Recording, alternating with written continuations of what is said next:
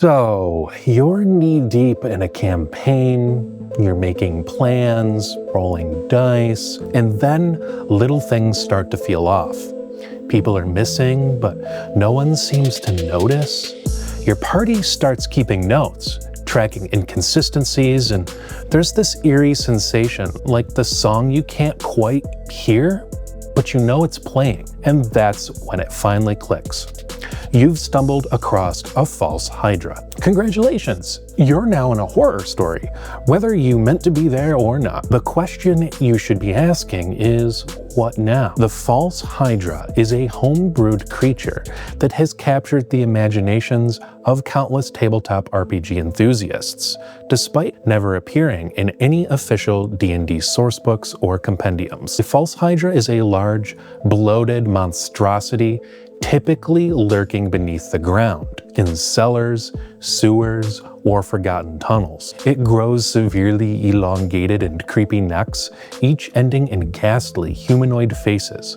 With a maw that stretches unnaturally wide, I am getting shivers just describing it. The rest of its pale, fleshy body is typically described as bloated and lumpy, often covered in growths or boils that hint at its creature's corrupted nature. And unlike the more classical serpentine Hydra, the False Hydra's heads are disturbingly human-like, evoking an uncanny valley effect that sets it apart from other abominations. Despite its unsettling appearance, the most terrifying aspect of the False Hydra is its behavior and its methods of hunting. It doesn't rampage through a city in broad daylight, breathing fire or spewing acid.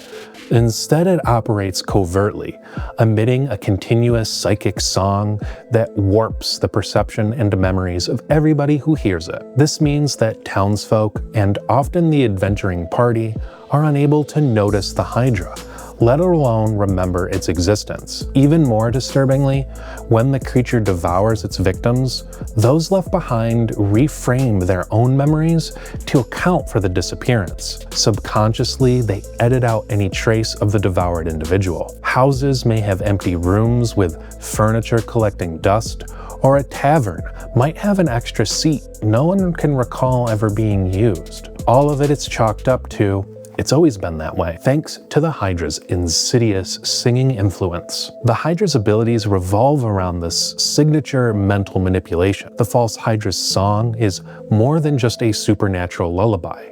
It's a reality-distorting force, and anyone within earshot can find it nearly impossible to retain coherent memories regarding the beast or its victims.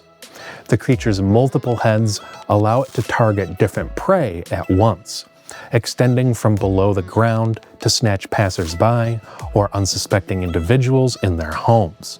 And the more people it consumes, the larger and stronger it becomes, able to affect greater parts of the town until nobody is safe. In combat, it retains some of the regenerative properties associated with the Hydra name. If a head is severed, it may grow back unless the wound is cauterized with fire or acid. However, it seldom comes to open combat unless cornered. Its greatest defense is remaining undetected, picking off victims one by one until a town is all but empty. Nothing beats the creepy horror in a recent text-based campaign I ran when I deleted all previous conversations from an NPC. When my player found this out, it was just jarring and creepy. Like, the conversations never happened. Although it does remain entirely unofficial, to my loathsome sadness, as the new monster manual didn't include it, it has a reputation as being mind-bending and something many DMs lurk Reddit looking for favors and tips on how to run such a creature. When encountering a False Hydra as a player, it's often unlike facing any other monster on the table. And that's because it demands a level of meta-awareness and meticulous note-taking that many players don't usually anticipate or enjoy. In more traditional encounters, you rely on direct observation. You see a troll, you note its regenerative abilities, and then you adapt. But with a False Hydra, your senses and even your memories are actively working against you. From various player accounts, including my own, from whom I just ran a False Hydra, shared across forums and gaming groups, the initial phase of dealing with a False Hydra is marked by an unsettling sense that something isn't right. Without any concrete evidence to confirm that in fact you weren't adventuring with another NPC that you have no recollection about, it can really mess with your head. And subtle cues like NPCs hesitating when asked about missing town folks, or the presence of strange, half-used rooms that no one can explain, it's a slow burn of confusion, as bits of the party's reality slips away without anybody consciously noticing. Many groups report that they rely heavily on note-taking, and for good reason.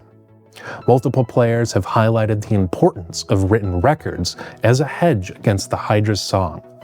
My party, for instance, established a rule early on: if we wrote it down, it must be true, even if we don't remember writing it. This practice became a turning point in their investigation, as they would review notes daily and catch discrepancies. Phrases like "the butcher had an apprentice yesterday" and "who is Anna?" scrawled in hasty handwritten notes none of them recall making. Such jarring realizations are a big part of the False Hydra's horror. Players grapple not only with an external threat, but also with the internal dread that their own minds can't be trusted. Emotional responses to this scenario run the gambit. Some players revel in the slow-paced detective work, enjoying the layered horror and puzzle-solving aspects. Other players, however, can experience frustration when they feel the Hydra's powers are denying them agency. It can be jarring to realize a party member has disappeared and nobody remembers them until they spot an item or an entry in their notes that conflicts with their current perceptions. DMs who've shared success stories of running a False Hydra often credit open communication and gentle prompting behind the screen. They provide just enough clues that the players never feel entirely hopeless. It's a careful balancing act here. Players want to be creeped out, but not outrightly stonewalled. And when the party finally moves towards confrontation, player experiences often shift from confusion to sheer resolve. By this stage, it's common for them to have developed a code or a system to verify reality. Some use magical tools that are difficult to override, such as illusions created by friendly casters, which the party records and revisits as memory anchors. Others introduce magical items specifically designed to preserve the truth. And interestingly, many players mention that traditional counter magic like remove curse might not apply neatly, leading them to experiments with creative solutions such as protection from evil and good, dispel magic on suspicious areas, or even surprising uses of zone of truth to cross-examine NPCs. And while these spells might not dispel a Hydra's influence entirely, they can unravel small threads of deception that, when pieced together, push the party closer to discovering the monster's lair. Ultimately, once players do manage to identify and realize that they're embroiled in something beyond a simple missing persons case, the tone of the campaign shifts decisively. There is a collective weight lifted when the party can name the threat, but also a surge of horror as they contemplate how many people it has already disappeared. Many players describe the final confrontation as cathartic, but grim. There's usually no cheering victory over a corpse. Instead, they face the aftermath. A town full of empty seats, mourning relatives who suddenly remember lost ones, and the dawning realization that the party's own memories have been irrevocably warped by the creature's presence. Dealing with a False Hydra itself in combat, once you know, is pretty straightforward. Using things like silence or stuffing wax in your ears can go a long way to subduing the song from influencing your mind. And then once you've dealt with that, the next step is dealing with the Hydra's infamous regeneration. Like the classic Hydra, this one can regrow its heads if you sever them but fail to cauterize the wounds. This means it's critical to have fire, acid, or other similarly destructive means ready. Combating a False Hydra typically requires division of labor. Some party members stand ready with magical or mundane flames to cauterize the stumps moments after a head is felled, while the rest keep the creature occupied or attack its central body.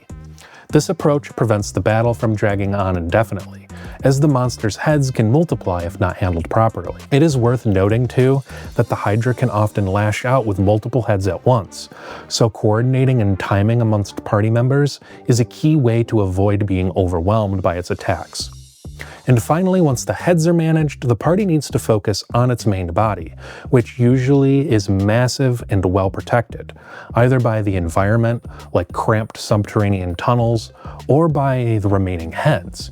Many encounters emphasize that defeating the creature often means tracking it to its lair, where its corporeal form is exposed. And for my dungeon masters, remember that running a False Hydra effectively involves more than just presenting a tough monster to fight. It's about crafting a psychologically intense experience that rewards player ingenuity. First and foremost, it's about pacing. The False Hydra thrives on the creeping realization that something is amiss.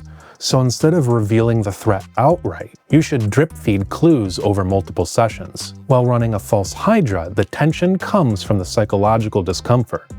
Incorporate eerie details like an ever-present hum or a melody in the background that fades in and out of consciousness. Describe how NPCs become skittish or forgetful, dismissing strange questions with unnatural ease. The more you can heighten the sense that something is fundamentally wrong with reality, the more impactful the eventual revelation will be. Because the powers of a False Hydra center around memory manipulation, you'll also want to plan how to handle your player's knowledge versus character knowledge. If you remove details too frequently, players might feel robbed of agency or become frustrated. Instead, consider introducing a tug-of-war element, whether you're a player diligently taking notes to hold on to the truth, or a game master carefully orchestrating the Hydra's melodies in the shadows. The payoff is a richer, more immersive gaming experience. If you're ready to embrace the dread and daring a False Hydra encounter, it is sure to become the highlight in your campaign's memories for years to come. And those who vanish without a trace, I want you to remember to keep rolling those dice, and may your quests be epic.